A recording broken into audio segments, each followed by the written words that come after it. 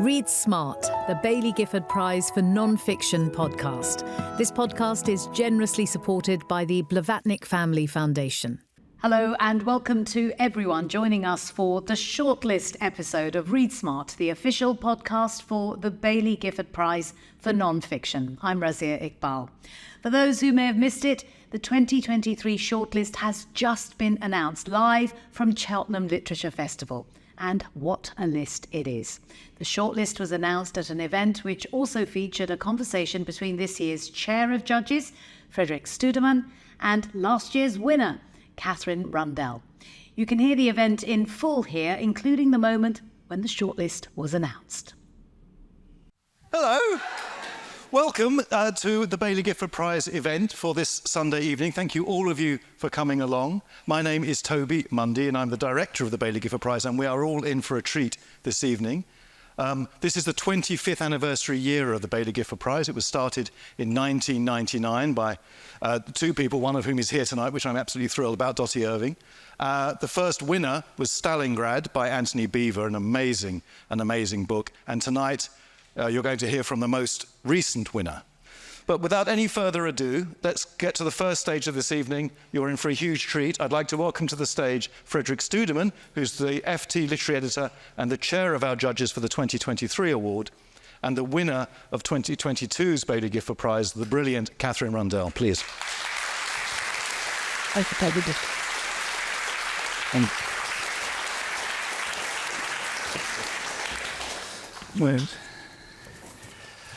Good evening. It's wonderful to see so many people here on a Sunday evening coming to talk about one of our greatest poets, John Donne, who's the subject of a fantastic, let me just put that there, but if you don't, for those of you who haven't read this, I would really, and I'm not doing a sales pitch, it's not my job is normally to be very critical, is this wonderful book written by Katherine Rundell, Super Infinite, The Transformations of John Donne. It's an extraordinary story about someone who I'll say for myself, John Donne and I probably parted company when I was age 17 or 18 and moved on from being made to learn the teenage giggles around the various ways that in his era the letter S and F were rendered in typography. For those of you who've read The Flea, you'll recognize what I'm on about, so we don't need to drift off too much into his playful ways with writing about sex, but that was something he did quite a lot. But I think it's fair to say, and this is something you achieve marvelously in this book, because I should also just say it's brilliantly written, actually. It's written in a very creative way. It's a different way of writing a biography, actually. It's sort of almost Donne-like, let's say. But I think it's very unusual. This is someone who's largely been, you're probably going to challenge me on this, but forgotten in many ways. And yet, whenever you hear the phrase, no man is an island, or for whom the bell tolls, and so many other things, he's sort of still with us. We think of him as a poet, but actually, as you explain, he was much more. He was a convert, he was a convict, he was a courtier, he was an MP, lawyer, and diplomat of sorts. He went from being a sort of bit of a Jack the Lad wild card who ends up in the establishment, totally in the centre. He's the Dean of St. Paul's. It's an extraordinary life just in itself, and that's before you get to the writing. And it's all taking place at a time when the whole of England is in, not just England, actually Europe, because he also has a sort of flit over to the continent just on the eve of the 30 Years' War. It's an extraordinary time of transition from Elizabeth to James I, from one world to the next. So a lot of rich stuff, but I would still say he's probably someone who hasn't been on everyone's mind. So I guess the opening question to you is, why John Donne? Where did your obsession begin with this extraordinary character? And then I also want to know, I'm still trying to work out the super infinite. So can you, 2 for 1, can you explain both of those, Katherine? So I think I have always loved John Donne. My first experience with John Donne was when I was a little child. My parents, who loved poetry in general and realized that their children did not, used to pay us to memorize poetry. We got 50 pence per John Donne poem. And that at the time was quite a lot. This was the very early 90s. And I had no other source of income. And I had very expensive taste in small plastic dog figurines called Puppy in My Pocket. And so the only way to earn them was to memorize poetry. So I was a child with a lot of John Donne in my head. Not, those of you who know John Donne well, all of it. Not the licentious verse, not the very explicit sexual stuff, but the satires, the songs, some of the sonnets. And even though at the age of 9 I did not understand him, I understood that there was something in him that I would later understand. And I understood that there was something about him that made him different from all the other great poets we were learning. I loved him for his electric originality. And then when I became an adult, I loved him because I think he is the greatest poet of desire, of certain kinds of love in the English language. Dunn sort of erupted from a tradition that was still very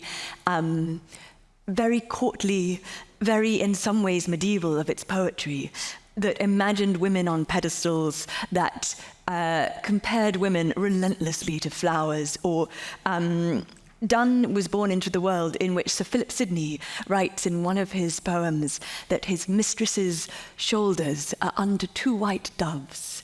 And then in a later poem that his mistress's cheeks are under 2 white doves.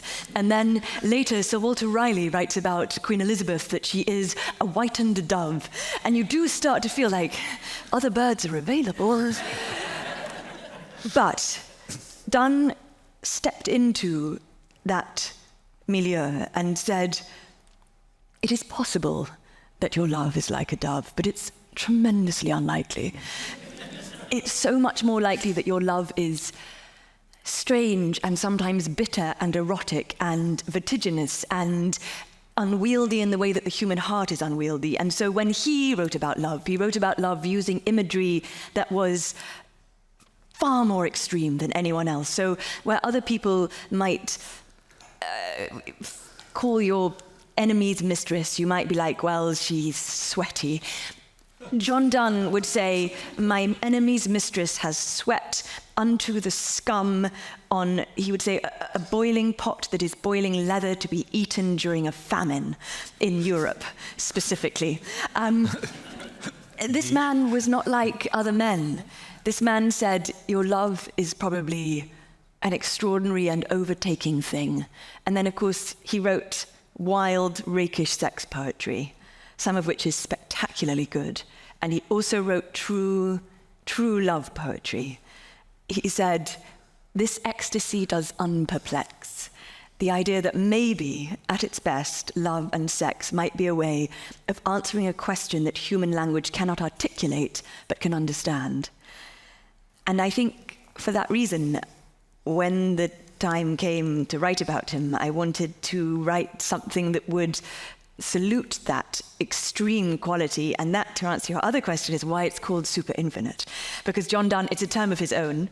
Donne loved to add this prefix super to words that did not need intensifying. So super infinite, super miraculous, super eternal, super dying. He had a sense of humanity as something that is frequently placed at the very edge of itself, something that was a being of extremes. And his work wrestles with that. He doesn't find it easy, but he finds it true.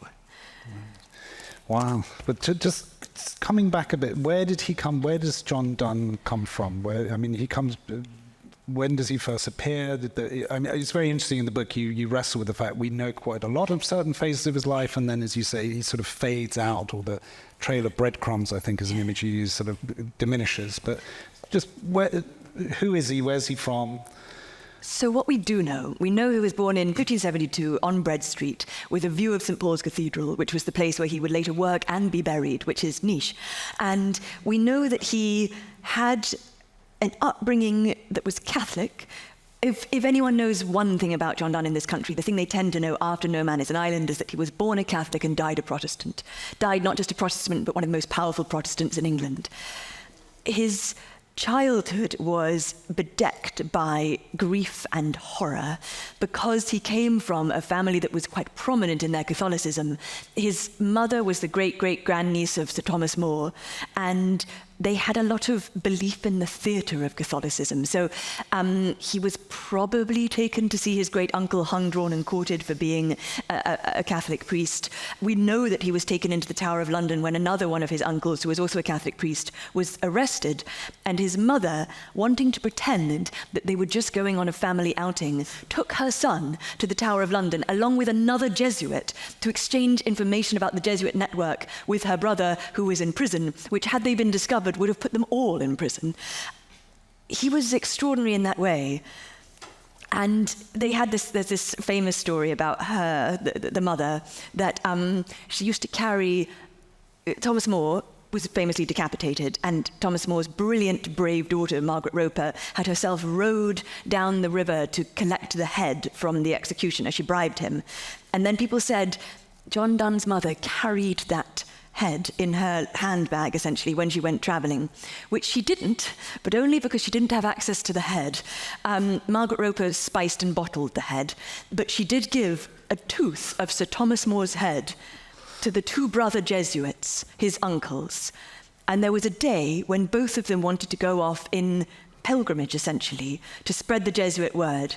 And according to the family, the tooth spontaneously bifurcated, so they could each take half a Thomas More tooth with them, which, if you think about it, they were definitely chiseling that in two. There's no way that happened. But so that was his background. Strange, quite electric vision of Catholicism covered in death. Very creative also. I mean, where does the writing, as much as one can ever say where the muse comes from? As far as we can tell, not really. A family of brave and engaged people, a family of intelligent people. They didn't have much money. He had a small inheritance that he then tore through in his young rakery days and then had nothing left. But as far as we can tell, Dunn is a volcanic anomaly erupting from that family. And the times that he is sort of coming into childhood, young adulthood are, as you've touched on, sort of very tumultuous, violent times. I mean, his own brother dies in a prison, I think, for shielding a Catholic priest. Is it exactly a Catholic priest? Yes. So it's very, very close. But sort of generally, it is a time. I mean, how it seems the whole place is in tumult. Really, is that fair to say? I mean, it's even violence. Writers are violent to one another. The knifing is coming from other writers, not from critics or anything like that. They are killing each other in taverns, but it's also where one phrase in a sonnet can put you on the wrong side of power from the monarch, and that's it, right? And that's it. Yeah. Exactly that. So a very strange time to be alive, an intense and unwieldy time. As you said, a lot of poets murdering each other, a surprising number. Wyatt killed a man, Ben Jonson killed a man, Marlowe, and of course, many people were themselves murdered. So there's that. There's plague. There's plague racing in and out of the city and killing sometimes up to 1/8 of a population of a borough and then leaving again. And there is a sense of a state which spies and surveils its citizens. So when you read any of the letters of this period, you have to remember that those letters would all be subject to the risk of being intercepted. And there's no post, so letters are passed by messenger boy, by someone who's going in that direction. And so often Dunn's letters have a kind of hastiness to them and a kind of repressed quality, that there is something that he is not saying. So there's that vision of Dunn. And I think the plague is a really interesting one to think about, because you have to remember, with Dunn, he is living at a time when you should expect the possibility of death almost daily. They said with the plague that you could dine with your neighbours and sup with Christ. You could die in half a day, and if you got the plague, you would be boarded up inside your house with your entire family and a piece of paper nailed to the door saying, "May God have mercy on your soul." And that feeling, and of course they had things like social distancing. They had stewards of the plague who had 3-foot-long sticks, wands they were called, that would be used to swack people away who weren't keeping about 3 foot apart. So this sense of precipitousness of decline, and he writes in this extraordinary sermon, he had a bleak quality to him, a fury. And in one of the sermons, he writes about how during the times of plague, because there were so many people to be buried, they would have to dig up the grave shortly after someone had been put in to add more bodies. And in that way, the decomposing bodies entered the air. And he said, brothers would breathe in sisters and mothers would breathe in sons. The closeness to death, I think, is one of the things that gives the life of it such strange intensity. Yeah. And it's something you write about in the book quite a bit, about his that whole pervasive sense of decay, of dread. He himself, he has memento mori around him. He's he even towards the end of his life, without wanting to give too much away, towards the end, he anticipates his own death to the point of, I think, is it the only monument that survived the fire of the original St. Paul's, which is was one erected after he died, and yet he had designed it down to the last sort of millimeter of how he wanted it to look, and he staged, you say, the theatricality, and the way he also wrote about it, that one of the most moving things right towards the end of the book, that he himself says he doesn't fear death. He said death he likens it to a translation, to a better language or better book or something. Exactly so that was been totally part of his world. But tell me, how was when he started writing? He breaks through. He's part of a group in a way, isn't he? They're sort of young blokes around town, if you like. How is that received? What's this? Is he a sort of star attraction? Is he someone that you go to hear in a pub perform, or what? How does that work? How does it? That young Dunn was writing at a time when to be young and to be educated was absolutely to write poetry, and poetry was everywhere. And poetry could be so many things. It could be a love note, of course. It could be propaganda. It could be an invoice. It could be a form of blasphemy, a form of perfidy. It could get you arrested. It could transform your life. It could ruin your life. But mostly, so one of the questions you get asked a lot if you've been working on Dunn for a decade is, was he really sleeping with all those women? And the answer is almost certainly not. Those poems that he was writing, the famous sex poems, To His Mistress Going to Bed or The Flea, those poems are largely probably written for a small group of hyper-educated young men. But Dunn was different from them. He said, I sing not siren-like, for I am harsh. And he was famous at the time for breaking rhythm. Ben Jonson said Dunn, for not keeping of accent, by which he meant metrical rhythm, deserved hanging. And so he was erupting, diverging, twisting what already existed and making it new. And some people were very furious.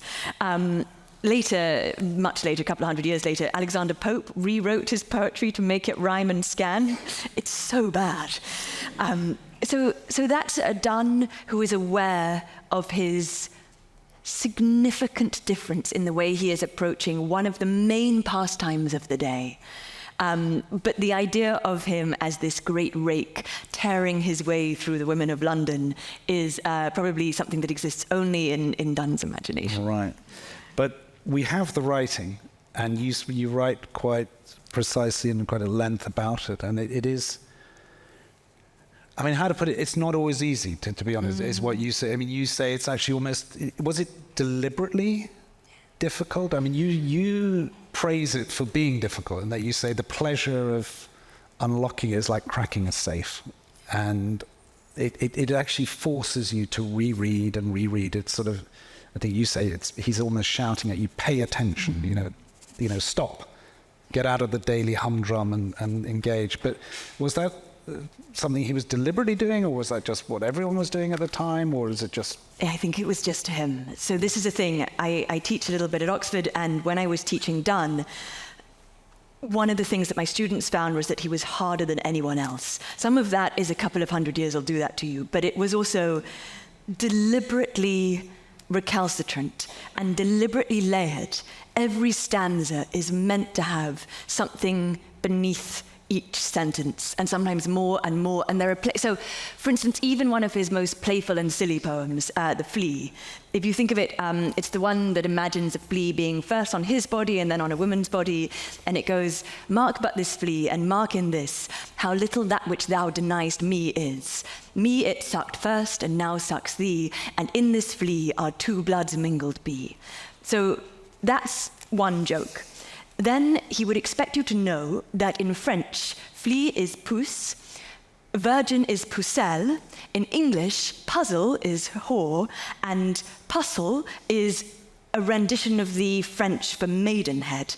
He would expect you to know all of those things at once and to recognize that there's a kind of bilingual pun.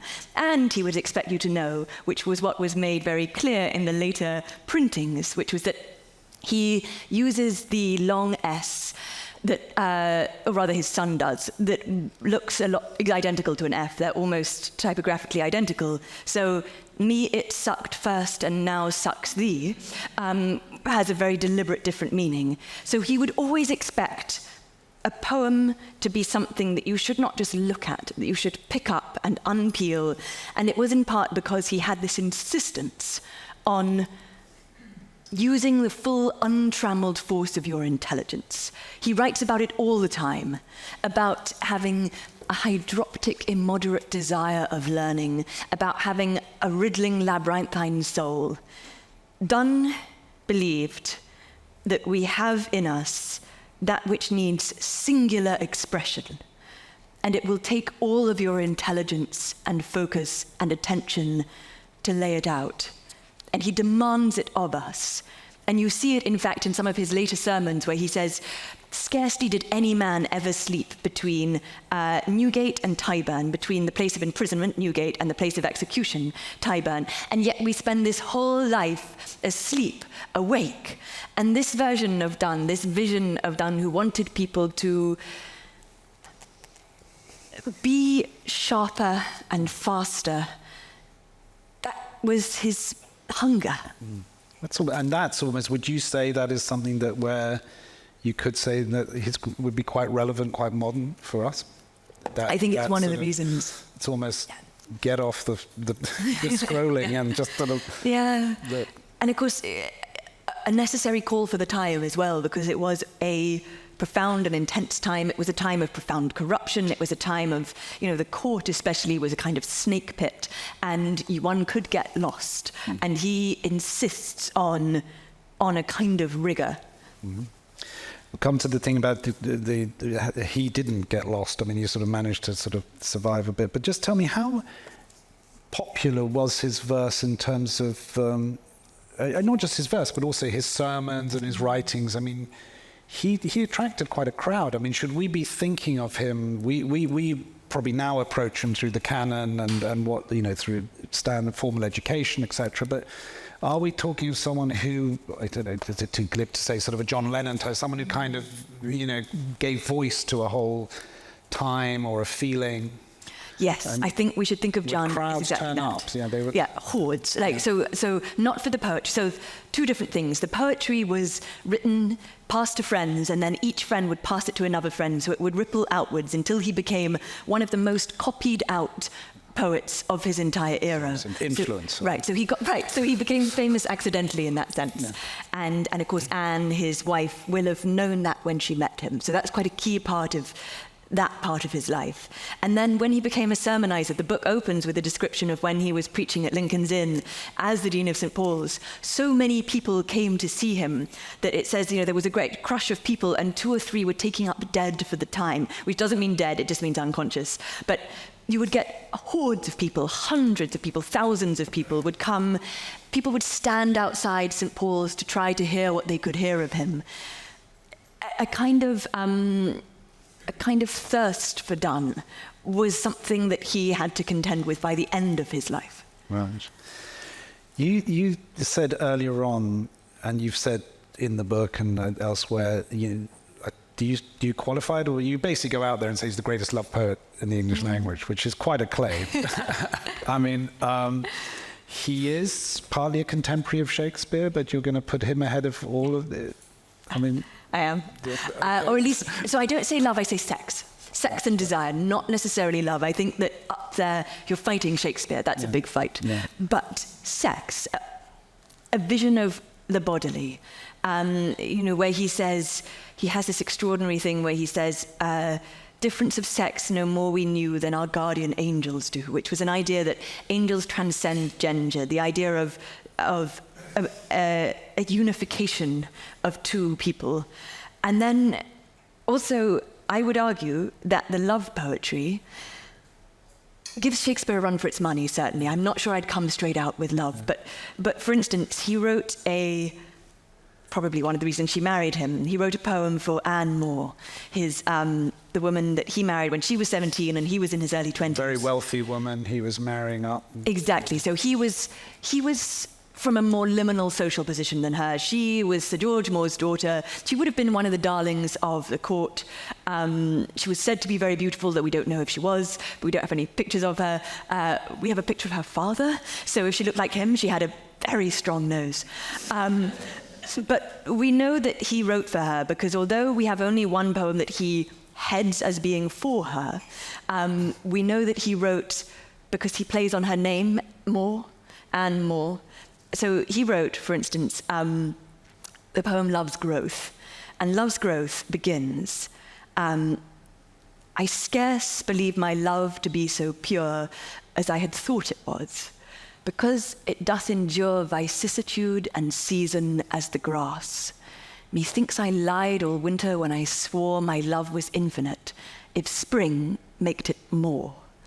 And that more is for her.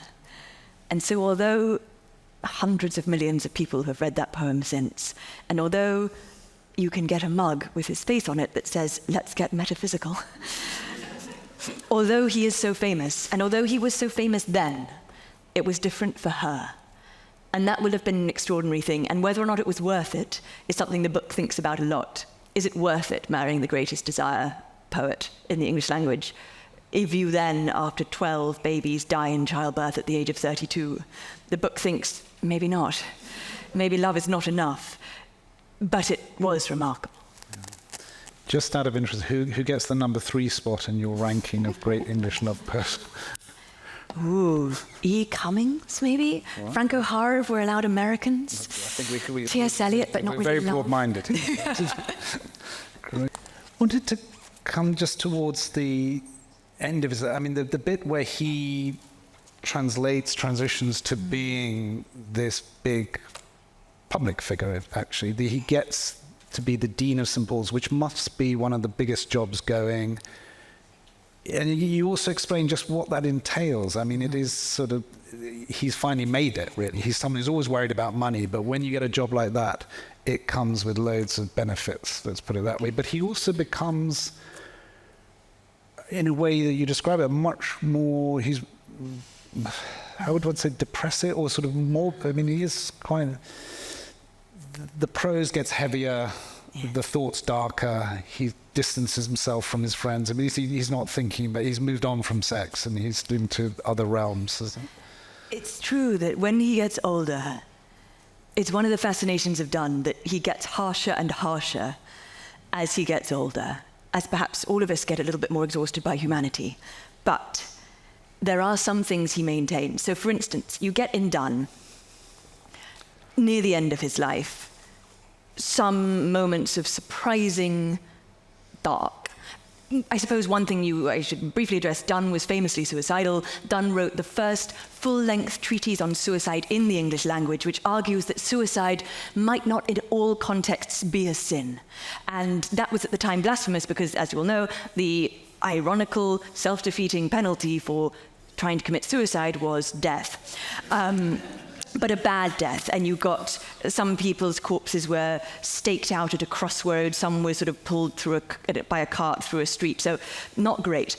But so there's that vision of Donne, the Donne that wants to kill himself, the Donne that says, I feel the pull of mine own sword. So there's that Donne. And then there's the Donne that you get in some of the later sermons, which have in them such sorrow and write about about decay and write about horror.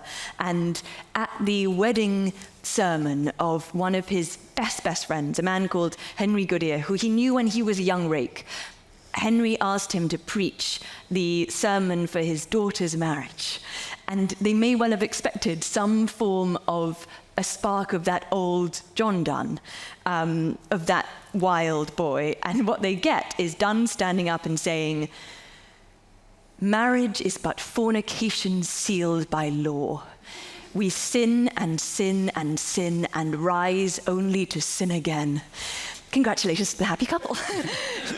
So there's that. That's Donne, and there's that harsh Donne. But I think you have to, the key thing about Donne is you have to put alongside that Donne, that angry Donne, at the same time, in the same years, right to the last day of his life, a kind of harsh generosity. So he also stood up in a pulpit at a time when there was some Puritan debate about the morality of laughter and said, "Not to laugh, that is a stupidity, that is the contempt." And he also was a Donne who was vulnerable to his audience. At a time when potentially your religion could feel like quite a dictatorial space, Donne offers up this vivid sense of himself as vulnerable. He talks about how he cannot control his mind in prayer. He says, I summon God and his angels, and when they are in the room, I neglect God and his angels for a straw under my knee, a fly in mine eye, a chimera, a carriage in the street, a something, a nothing. This idea that he is admitting to his congregation his own failings was rare for the time. So I think when you have to think about Donne, you have to think about these two Donnes. One of them is the Donne that says, we are a disaster. There is a Donne that says, only man of all envenomed things does work upon itself with inborn sting. So you have to have that Donne. But then you also have to have the Donne that says, compared unto a man, the world itself is too little a thing. The world itself is a dwarf. This idea that each person is larger than the planet on which they stand because of their own infinity. And this idea of somebody who believed in love as transformation and sex as transformation, and who also believed in the interconnectedness of humanity. And that, for someone who thought of us as both essentially a miracle and a disaster, a disastrous miracle, the fact that, so that one great thing that we all know about him, no man is an island. He's not a poem. He wrote it when he thought he was dying. He often thought he was dying. This time someone told him he thought he was dying. So he had data. And a doctor came to him and said, you have about 8 days to live. So he sat and he wrote the things he thought humanity needed to know about itself. And there are two that really stand out. One of them is his sense of illness as the only lonely place. The truest form of loneliness is illness, because when you are in pain, you do not even have access to yourself. And I think anyone who has ever been seriously ill will know that so profoundly to be true. And he asks, therefore, for more sympathy for the ill. But the other thing, he says, is the no man is an island. And it offers this sense that if there is meaning, it is only from each other. And it has a harshness to it. It goes, no man is an island entire of himself. Every man is a piece of the continent, a part of the main. If a clod be washed away by the sea, Europe is the less, as well as if a promontory were, as well as if a whole manor house of myself or thine own were. Every man's death diminishes me, for I am involved in mankind. Therefore never send to know for whom the bell tolls. It tolls for thee. Am I right in thinking this actually began life as a PhD thesis, and you've written it 3 times? Is that right? Yes. So it was a PhD thesis. PhD theses, famously, very dull. mine has been read by my supervisor, my 2 examiners, and my father, who I made proof check it. Right. No one else, and I hope no one else ever will, because it is so tedious. So there's that. So then I rewrote it over about 5 years, and I rewrote it and rewrote it. And the first version was very much longer and more academic. This is as short as I could make it. I would have liked it to be even shorter, but it's about 70,000 words. The first one was about twice that. And there is a thing, anyone who has ever done any research-based job will know this. If you work really hard to find something out, you are going to force people to know it, even if they really don't want or need to. And then what you get with a lot of academic writing, including much of my own, is you can hear the little faint patter of someone patting themselves on the back for that piece of work. And my first draft was just a roar of little back patting. So I rewrote it to try to make it more what he would have needed, more hungry. And then rewrote it with... I write children's fiction, and the discipline is the same. The discipline is the discipline of the vivid, and the discipline of does it matter? And I think that was the rewriting. So yeah, it is very little like my PhD. My PhD is, thankfully, hopefully, buried forever. I'm sure. I'm sure it's in a it's in a good place. I'm sure.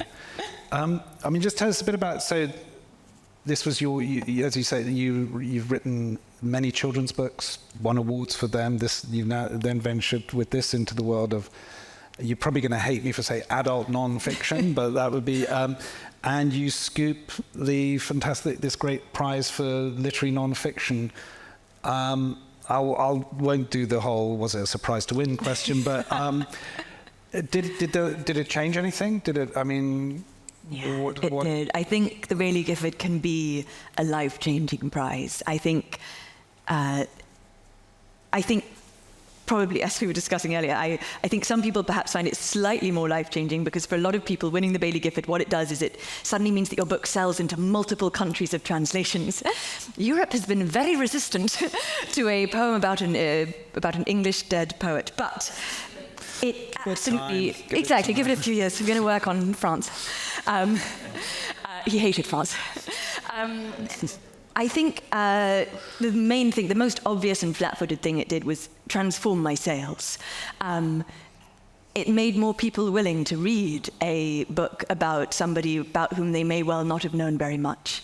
And I think the great generosity of the Baillie Gifford Prize is that it does go to a huge variety of books. I never expected to win, but it was a shift. And the other thing, of course, that it changes is I've been writing children's books I'm 36, I started at 21, so about 15 years, and you get treated very differently.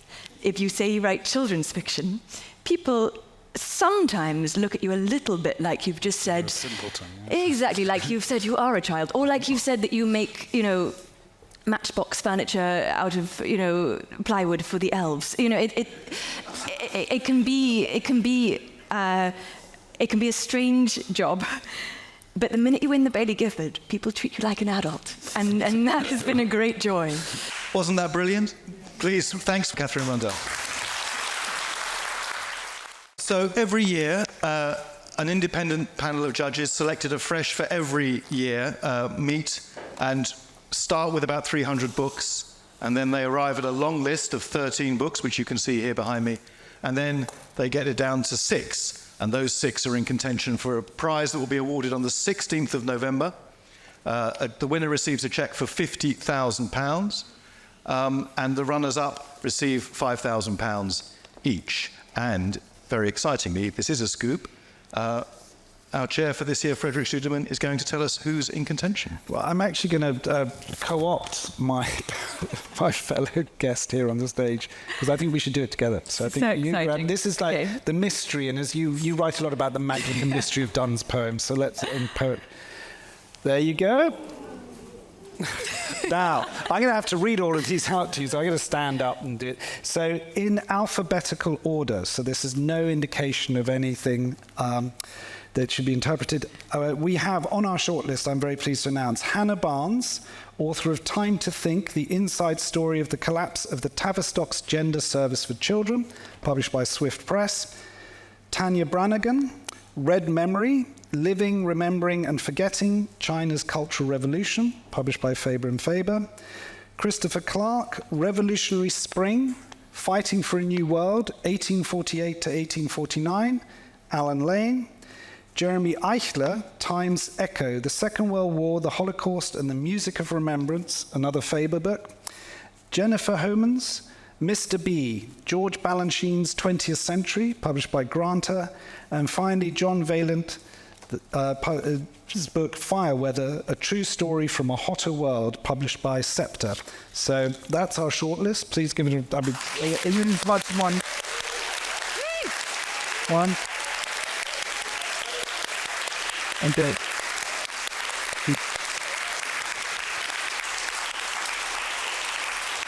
Tom? Needless to say, they are all really good books. There's a lot of, there's a huge range there. They're very different. You'll have to read up about them. They cover everything from, the grotesque institutional failure within one of our biggest institutions in the country, within the NHS, through understanding modern day China by having to understand the enduring legacy of the Cultural Revolution, a brilliant historic study, work of history about one of Europe's great forgotten revolutions, 1848, told in a very original, imaginative, and deeply engaging way. It sort of pulls you in. The Time's Echo book is also looking at how episodes of extreme horror and trauma that happened in the 20th century, whether it's the Holocaust, the Stalinist purges, the bombing of Coventry, were captured by four of the great composers of the last century, and how music is the way, touched on some of the themes you were going about. It's through the music you can almost re-experience the emotion that people felt at the time, or that the composers were trying to capture. Mr. Balanchine is an extraordinary story of a ballet choreographer who fled from Russia, revolutionary Russia, goes to America, and essentially totally creates this sort of whole world for America. He sort of informs the modern in America. And Fireweather, it's a story of our moment in terms of climate change and the damage we did. It's the specific story of an absolute catastrophe up in the northern part of Canada, where a fire breaks out in the area where they're trying to get oil out of sands. So it's quite an arduous business. And just what unfolds after that in terms of human, environmental, economic, and natural disaster. So it covers a whole range of things. I'd say if there were some things that they all have, if I'd say there's one thing they all have, they're all really well written, and they can have the ability to surprise and inspire, but also to challenge you. And I think that's very important with a prize like this. I should also say one last thing. They were drawn from what I would say is a wonderfully long list, and I would also commend all of those books to you as well. They are great books. It's a horrible business. It's having to, as we said in one of our meetings, you do have to drown a few kittens. There are books that I would dearly love to have seen from there to there, but he makes up the rules, so I just have to follow what he says. So thank you very much. Thank you all so much for coming. And that's it for today. We'd again like to thank the Blavatnik Family Foundation for its continued generous support of this podcast. The winner from that extraordinary list of 6 will be announced at an awards ceremony at the Science Museum, generously supported by the Blavatnik Family Foundation, on Thursday, the 16th of November. This winner announcement will also be live streamed across the Baillie Gifford Prize for Non-Fiction social channels. Before the winner announcement, however, there will be 6 special shortlist podcasts where prize director Toby Mundy or I will be individually speaking to the 6 authors about their books and how they feel about being part of this year's prize cycle. If you're interested in finding out more about the shortlist, you can visit our website or follow us on Twitter, Facebook, Instagram and TikTok at BG Prize. Thanks for listening. Until the next time. Bye-bye. Read Smart, the Baillie Gifford Prize for Non-Fiction podcast. This podcast is generously supported by the Blavatnik Family Foundation.